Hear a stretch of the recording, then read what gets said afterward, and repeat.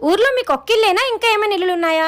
ఆల్కే beach దగ్గర ఒక ఇల్లు ఉంది, లుష్కొండ దగ్గర ఒక ఇల్లు ఉంది, భీమిలి బీచ్ దగ్గర కూడా ఒక ఇల్లు ఉంది. అన్ని ఇల్లులున్నాయా? ఆ బీచ్లకి వెళ్ళిన ప్రతిసారి నేను ఇసుకలో ఇల్లు కట్టుకునేదాన్ని.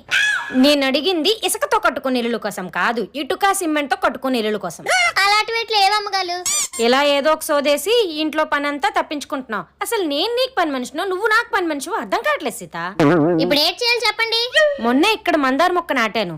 ఆ మొక్కకి రోజు నీళ్లు పోయి ఆ వేర్లు గట్టిపడి మొక్క బాగా పెరుగుతది. అలాగే అమ్మగాలు. 1 week later. సీత, ఏ ముహూర్తాన్ని నీకు ఆ మొక్క అప్పచెప్పానో కానీ కంటికి రెప్పలా చూసుకుంటున్నావే.